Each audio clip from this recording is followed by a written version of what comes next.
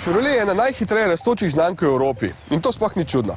V zadnjem času nas stalno presenečajo z novostmi, njihovi avtomobili so vse boljši in za svojo ceno še vedno ponujajo toliko, kot skoraj nihče drug. Vse smo že večkrat povedali, da je bil to včasih Daewoo. Danes pa ima že toliko ameriškega in evropskega v sebi, da mu težko rečem, da je korejski avtomobil.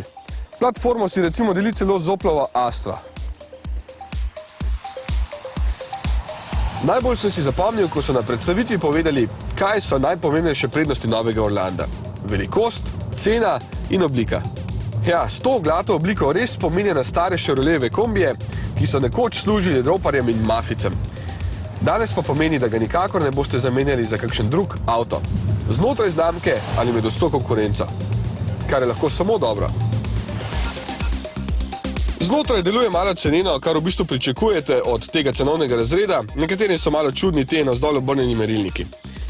Sicer je pa vse lepo na dosegu roke in dovolj praktično, da se dobro počutite. Volan in sedež sta zelo lepo nastavljiva, kar je za moje pojme bistveno pri vsakem avtomobilu. Tudi prostora je veliko, čisto zadaj pa seveda ne.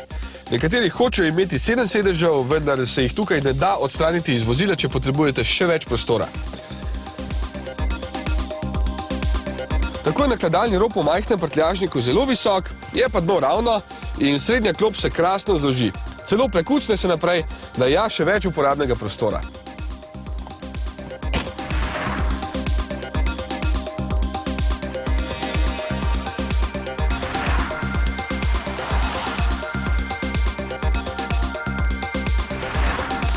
Ne ustrašite se cene.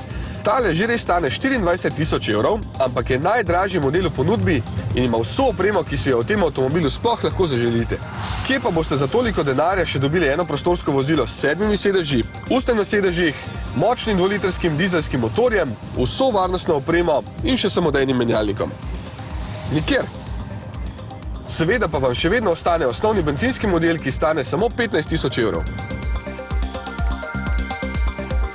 Moram reči, da je ta motor kar precej močan in se Orlando lepo poda. Je pa precej požrešen. Na testu je porabil blizu 8 litrov na 100 km, kar pa tudi ni veliko, če bi se vas peljalo 7. Najbolj me je razočaralo podvozje tega avtomobila. Res, da ima kar 18-palčna platišča, ampak se Orlando na slabi cesti tako grdo stresa, da notri vse ropota in ne daje občutka dolgotrajnosti.